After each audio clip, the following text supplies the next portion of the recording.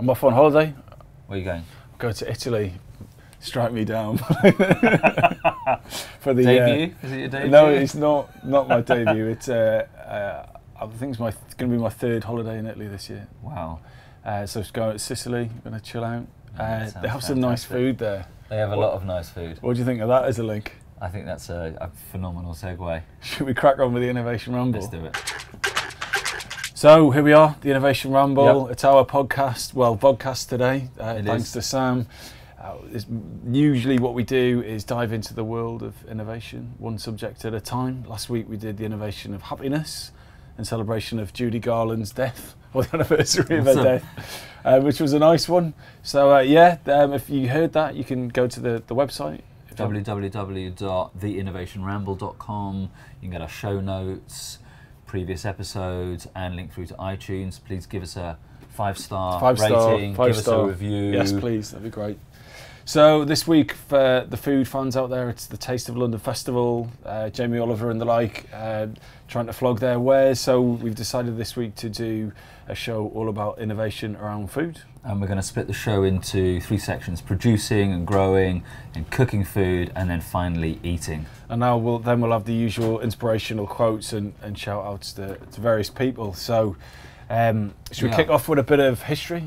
Yeah, so the history of food for humans and evolution is one that's like littered with continuous innovation. So we discovered fire 1 million years ago, and that led to the first innovation in food, which was cooking. Profound effect on our evolution of our species, allowing us more time to forage and chew and digest. However, even as far back as 1798, Tom, we've been guessing and predicting that the world was going to run out of food, there'd be a shortage. The UN's predicting that the population is going to grow by another 2 billion to 9.1 billion by 2050. Food production is going to need to rise another 70%. 70? All a bit scary. However, necessity being the mother of invention, actually in the last half century, agricultural production has tripled. And the last 100 years, we've seen some crazy stuff. Clarence Birdseye in the US started freezing fish in 1924 so that fish would stay fresher longer in response to we needing to feed more people. Microwave was invented in 1947, and American biologist Norman Borlaug crossbred some. So the microwave, that's solving the food crisis. Wow, really? allowing us to cook quicker, reheat stuff, so there's less food Brilliant. waste. Thanks for that. Norman Borlaug, he crossbred some dwarf wheats with a stronger stem, allowing higher yield, and is credited with saving 1 billion lives on the subcontinent. There's not many people that can say that. No, indeed. I heard an interesting thing about fishing, actually, that the assumption is that we should be eating wild fish and not farm fish. But actually, if you think about the scale of the ocean and its capacity to produce farm fish, one of the solutions to the extra 2 billion people on the planet would be, farm fish on a massive scale. Because unlike land, that will, that's finite. Well, the sea's finite as well, but it's not as explored as much. So we could have farm salmon for fish and chips for everyone, which takes me swiftly along to. So whenever I do a presentation at work about innovation, I always start and talk about fish and chips as being one of a great example of innovation. That fish and chips came from Jewish fish frying techniques and French potato frying techniques, and you put those together. That was the innovation, and that is now like that archetypal kind of English dish that had nothing to do with England in the first place. So I think that's always my kind of poster boy for what innovation is. And for me, it'd be like the humble sandwich. You'd think like where would that have come from? 1762, John Montagu, the 4th Earl of Sandwich, he kind of invented the sandwich so he could eat while he was playing cards. 1928, sliced bread hit the store shelves, and then in 1936, in an attempt to flog more Kraft cheese slices, ad agency JWT invented the grilled cheese sandwich. So invention happening all over the place. Wow, that's brilliant. So did he invent the sandwich so he didn't get the cards greasy? So he could eat his beef, I'm guessing, at the table, without a knife and fork. Because KFC did that thing recently where you could, instead of eating their greasy food and then getting your phone in a mess, you plug your phone into a wireless keyboard that's actually sat on the mat. The mat, what do you call that thing, on the tray, so you can type away to your heart's content. But should we crack on with the sections? So Yeah, let's first do up, that. we've got, well, we're going to do producing, cooking, and then Yep. eating. So, so what innovations have you got that are producing, kind of growing and supplying? So food? I'm going to start with the Internet of Livestock, as I'm calling it. Connected cows. So cows are being connected to health, to check their health and improve milk yield. It's done by putting special electrical collars around them, and a collar contains a wireless sensor, transmits data about the animal's health, the amount of milk being produced back to central computer. There's a brilliantly named Irish company called Moocall, and they're the leading farming and it is agritech innovation. They've got a device that monitors the movement of a cow's tail, and it predicts when the labour of that cow is imminent, which is like a world first. And then these calving sensors that they call warns the farmer when a cow is 1 hour away from birth to ensure that all the calves are cared for. And they don't even need to monitor on CCTV. It sends them a text message. What the cow? Let you know that your cow's about to go into labour. Oh, so that is, I can't get my head around that. Yeah. Well, slightly more sobering than that, here's a product from a startup called Seed Sheet. So Okay. I was at, I'll probably mention this every episode, but I was at this brilliant event called Trend Watching, and one of the trends that they talk about is people are always looking for shortcuts. As a species, we're always looking for the flash of lightning and overnight success, and kind of out of the blue are all kind of expressions that we use quite a lot because we're fixated with ignoring the effort and only seeing the end result. So what we don't want to do is have to put any effort in to dig the earth and plant the seeds. And so what you can do is order a seed sheet. So you let them know where you live, what your soil type is. Yeah. You put the seed sheet on the ground, which is like a big black thing like this, and you fling earth on it. And then what it does is it just has seeds at different points, and it grows your courgettes or your carrots or whatever it is, but also gets rid of weeds. So at your dinner party, you can go, yes, I grow these carrots myself. So that's Seed Sheet. It's on Kickstarter at the minute. Well, I mean, we can be inherently lazy. You could look at the flip side and say we're just really good at kind of delegating and being smart about it.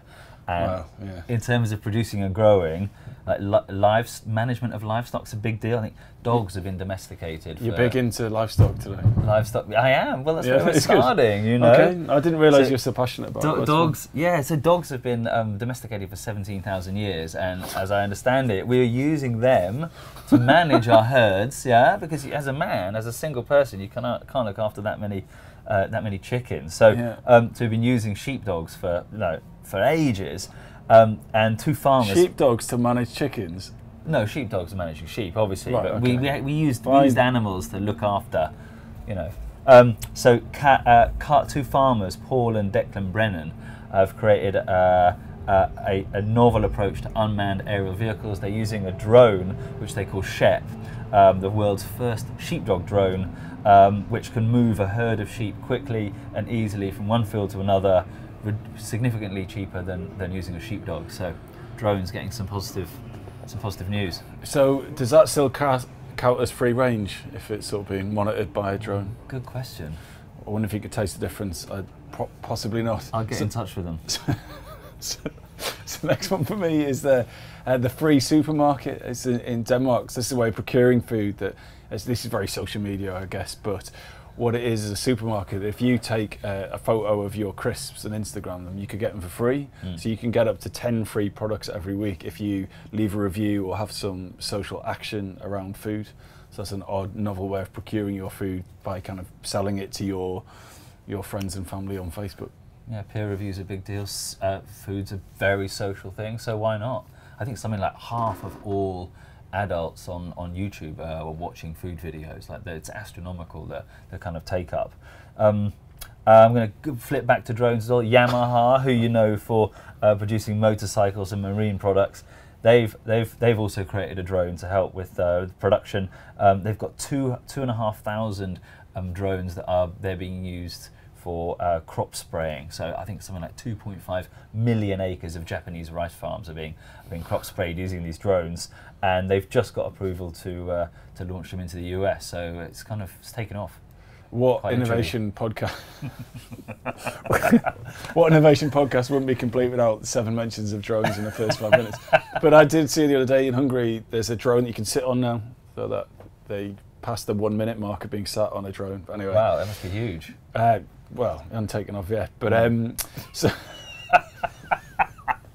Oh my God! Why are we recording this? Because this is excellent. So next one up for me would be the innovation around vending machines. So we're starting to eat between kind of 5 and 7 meals a day instead of the breakfast, lunch, and dinner thing that we normally do. Yep. So in France, you're seeing things like artisan baguettes that just get kind of baked in front of you. So they're almost baked, and then you order one, you'll bake it, and then pop it out of the vending machine.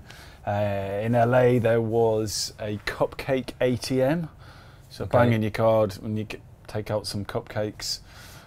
So I think that's really interesting that you know, vending machines aren't going to be crappy crisps and chocolate. It's going to be proper high-end food. And I saw that in the Far East, maybe Korea, you could get crabs out of a vending machine. So like a live crab, edible live crab. I'm guessing, you know, it's kind of claws, you know, there's an elastic band, and it's chilled. You're on the way home and think, actually, let's get some crab. Stick a coin in, probably use your credit card actually, and just take a crab home for the missus. Which leads me on to super tech for smart agriculture, broccoli. The University of Lincoln's developed a 3D technology that's allowing farmers to know when crops are ripe and ready to go. And they've started with broccoli because it's I think the crop that has the least automation. So if they can solve it for broccoli, they can solve it for all of them. Basically, the camera, which has been jointly funded by our friends at Nesta, at Innovate UK, it uses a 3D camera to select and identify which broccoli is ready for harvesting, and then that's going to lead to fully automatic robot harvesting, which is going to speed things up. Top broccoli innovation for you there. Awesome.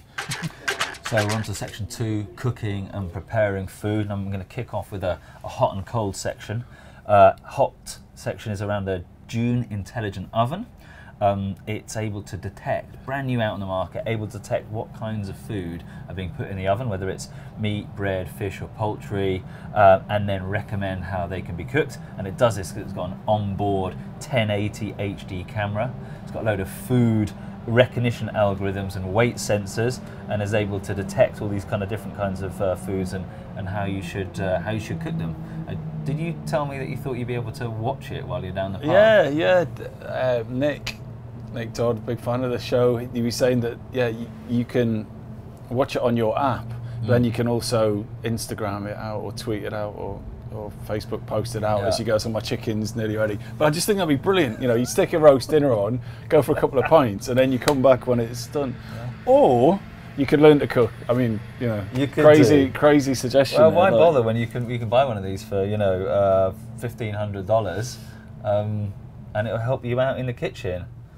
But then what gets the dirtiest thing in the kitchen by far is the inside of an oven. You'd be forever like cleaning your H4D. There you go. That's the worry. Yeah, I'm not convinced. However, even more ridiculous is the Boccassini 3D food printing kit.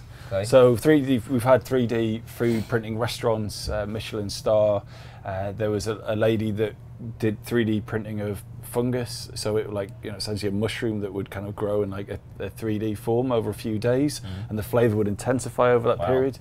But what Boccassini have done is create the first plug and play 3D food printer. So you essentially buy these multicoloured tubes which have different food in, different kind of nutritional values, and then you have an app, and what you do is you decide what shape you want it to print, and it can print like a mini Empire State Building in like a variety of colours. And you see on the video, they're all kind of sat around, they tuck it into this Empire State Building, but then they show like their kid like drawing a heart or a dragon, and then it will print that out, or any shape you want. So I think that why this is exciting for me, I mean, I used to work in kitchens, a big foodie, and we're going to see like a real visual shift in restaurants when this becomes commonplace. So you won't just get your kind of nouveau cuisine, a piece of fish. You'll actually get a 3D printed shape that not only complements it visually, but also its taste and its nutritional value. So I think we'll start to show up at a restaurant and you'll have the kind of weird structures, or maybe the dish may be actually personalized to you as a person, like based on the way you look or like your social profile. So all these dishes could be bespoke to yourself. But I can't imagine, I think I'd rather have that than the Dune oven. You know, that'd be quite Really? good fun. Yeah, you take the oven. No, I'm with you. I think it's going to be really interesting, like synesthetically, how these new shapes are they will affect our palates, won't they? Because I mean, the way it looks, beauty's in the eye of the beholder, and the way it looks and the texture, but we're moving into an age of like programmatic cooking as well as everything else. Oh, okay. So we've got automated cooking that's happening. So IBM's Watson has recently been turning its hand to diagnosis of ingredients and coming up with crazy new recipes like a Turkish Korean Caesar salad and Indian turmeric paella. Basically, they fed Watson a load of ingredients and recommendations. Seriously, and it's coming up with stuff that you would think was insane, but actually tastes delicious. Beyond that, El Bulli, voted the world's best restaurant in 2007. Ferran Adria, who's the founder there, he's compiled something called Bullipedia. His vision is to create a programming language of food and allow software that's going to come up with like crazy new food combinations. And then at Consumer Electrics Show, just like last week in Shanghai, one of the world's first robot chefs was on show from London's Moley Robotics. It's a couple of arms that kind of hang down. I mean, you have to have all of your ingredients and crockery in the right place, but then it will run through, and it's got something like 2,000 recipes it will do. So starting to see that automation coming into the kitchen. So you won't need to learn to cook, Tom. Yeah, that's a crazy innovation, but Is it a good thing? It does upset me a bit. You know, I come from that sort of Italian school of cooking that you just, you know, you get what's around you, a bit of basil, bit of tomato, bit of mozzarella, bit of olive oil, salt and pepper, and you're there. But that's not what the show's about. What it's about is flipping bread knives that cook as it toasts. So this is a bread. It's a bread knife, right? It gets really hot and slices through the bread for you and toast it at the same time. Well, how does it do that on both sides? Anyway, that's a total load of rubbish. Warm focaccia, delicious. Equally ridiculous is in Malaysia, in Burger King, the price of the Whopper would change depending on how heavy your wallet was. So if you came in with not much money and you put your wallet down, it would give you a cheaper price burger than if it was a bit bigger. Okay, it's pretty socially responsible, maybe. Take that, IBM. Yeah, take that, IBM, absolutely. So there's lots of new recipes coming out, lots of new combinations. So a brilliant story, really heartwarming story, and a real great new business called Real Food Blends. There's a mum in the US whose son can only be fed through a tube. And she just wasn't getting any decent nutritional food for him. So she started a new business. She's developed this like really strongly nutritional food blend for her son, and she's turned it into a fully fledged business. So that would work for, you know, people with disability, the elderly, and that need feeding, that can't feed themselves. And you know, she's been through 2 years of research and funding, and now she's started to delivering stuff. Actually, in 2014, they've got chicken, they've got salmon, they've got vegan varieties. So you're quite niche, but looking to cater for people who can't feed themselves. Why should they miss out on you know, bread that's warmed by knives or any other kind of food innovation? Well, it's interesting. We've noticed this on the podcast before, that like there's innovations that are around helping people that don't have the same physical mobility or, you know, cognitive capacity. So they always kind of last at a table in some ways. Maybe possibly should be the other way around. Yeah, absolutely. And you could take that on completely frivolously to medical munchies. So in people who probably shouldn't be eating, Ben and Jerry's co-founders said they would consider making a marijuana ice cream for markets. They would consider it for markets where they legalised marijuana. I don't know, because some names would be interesting. But I think I can imagine that'd be quite dangerous in the fridge if that's what you were going to with the munchies. Anyway, it's actually got marijuana in it, or it doesn't taste. It's got marijuana ice cream. I think in Colorado, like 50% plus of products in recreational marijuana stores are now edible. So marijuana as a kind of like as a taste sensation and an ingredient is on the rise. Right, I look forward to. No, I won't look forward to that. What am I saying? So in the last section of the show, eating, I went to the Brilliant Future Fest, an event put on by Nesta. We should both definitely go next year. And I saw a presentation about the future of confectionery by Dr. Morgane Gay, and she talked about texture. So in the last 30 years of food innovation, all the developments have been around taste. So the kind of big hero would be something like salted caramel. You know, two things that haven't been put together before, kind of squished together. Now you get it everywhere. Yeah. But she was saying that the next innovation is going to be around texture. So you get things like folded chocolate that has angles and edges that kind of sort of push into your mouth to give yourself different sensations. Ice cream cones made out of pretzels, reverse Kit Kats having the chocolate inside. And these are kind of big innovations. One of the things you mentioned was chocolate Lego bricks. So it's taking something that you don't associate with taste and adding its texture to it. So you don't, well, grown-ups don't eat Lego bricks. But can you imagine that, how weird those combinations would be? And she showed a carrot that had been carved into to look like a burger or fries. Wow. So kids would think burger, fries, but actually, so it's jarring two different bits of your brain to work together. Even to the point you get things like truffles, chocolate truffles, put inside eggshells, and that's actually the packaging. And food that actually, once you put it in your mouth, it reacts to the heat and moves in your mouth independently of you chewing it or moving with your tongue. So a lot of crazy innovations around texture and not just taste. Yeah, I can see this being a really strong way to get people in our species to eat foods that are more healthy for them, because right now, you know, there's a lot of negative connotations with stuff that's really healthy, certainly for kids. If you can make it more interesting, then we can get them on healthier diets. What are your kids eating at the minute? Are they they're still on just milk. On the milk? They're still on just milk. And what's next for them? Is it well, we're starting to like, we put things under their noses and touch their lips with carrots and stuff. We're starting to just introduce caviar, sights and smells, and most importantly, they're watching their mum in the kitchen a lot, which is great. So I'll never be hungry, Tom. Which I'm very, you know, very fortunate, because I think it's 36 million humans a year die from like hunger-related, you know, causes. And you know, it's hard not to look at the exploding population and the global food situation and not feel overwhelmed. Which is why the Food Bank app is something that's really a really great piece of technology. Like last week on the show Happiness, I talked about Tesco's, who are starting to do a partnership in Ireland to give away some of the waste product that was still edible at the end of the day. And the Food Bank app connects people with their nearest food banks. And those that want to give something to the food bank, it will tell them what the food bank's short of. So rather than everyone just buying beans and turning up, the app will tell you, look, if you want to make a donation, this is kind of what we're short of now in terms of making soup. So it's a way to be a bit smarter and a bit more targeted in the way that you you kind of give to food banks. So yeah, good story.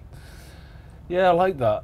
But I want to finish on something totally different and totally ridiculous. Once again, from the FutureFest presentation, but in the future, the likelihood is we're going to have to 3D print a lot of the stuff that we have in the house. So instead of like using up the Earth's resources, you know, you print furniture. I think that's, and we've seen companies that are printing clothes already. I think there's a shop or definitely a business that does 3D printed only clothes. But you're going to do 3D printed food. But those things are actually going to combine. So we'll actually do 3D printed furniture that you eat. And one of the things that I saw was a lamp, you know, like a table lamp with a light bulb in the middle, but it was surrounded in a candy floss style thing, so it diffused the light. It looked beautiful, but they said, "Oh, you can eat that if you want." Oh, I didn't eat it, but and the other thing they showed us was edible diamonds. Like they actually looked at a glance like a diamond, and they presented it in a ring box, and you can wear it. There's like an adornment, but then you can also eat it as well. So they were infused with the, you know, there's no different to taking a pill, really, is it? I guess, you know, for vitamins or whatever. So that's like a really ridiculous view of the future where we eat and print our own furniture at the same time. It's amazing seeing this coming full circle. We're talking about like 4D printed dresses, where you print it, you put it together, and then it moves and changes, and now you can eat it.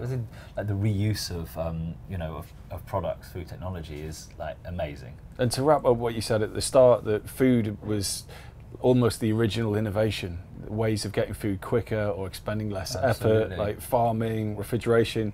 We're always looking for ways of making food more efficient or better for us, and maybe printing your furniture and eating it is a bit of a leap at this point, but actually that's responding to a problem. Innovation being the mother of invention, as you Indeed. said. Yeah. So a couple of shout outs. Yep. Thanks to Sam for doing our demo video run. We learned this morning about object-oriented philosophy. If you want to follow Sam's work, he's on Twitter at @no_nature. Thanks to Circe's. Absolutely, yeah. Darius and the gang, always Ivona. incredibly friendly. Ivona, the managers here, best sausage brioche on the planet. Thanks to Lucky Elephant for the music, James Harrison for the photography on theinnovationramble.com, Yep. Matt Kempton for our logo design, and to the brilliant Christina Lai for helping us do with our marketing and our research. And all that Brilliant kind of research, yeah, thanks, So Christina. we will see you shortly. And finish off with a couple of quotes. Do you want to go first? Yeah, I'll start. Mine's from Euripides. Euripides. It is indeed. Big foodie. Big foodie, and one of the three tragic writers from ancient Greece. He said, "When a man's stomach is full, it makes no difference whether he is rich or poor." Oh, right, nice. So along those lines, Yogi Berra, who's actually a baseball player and not a meditation expert. He's one of 4 players to be named the most valuable player of the American League 3 times. And he said, "You better cut the pizza in 4 pieces because I'm not hungry enough to eat 6." Brilliant. Awesome. All right. Home run. Oh. Cheers. Bye. Bye.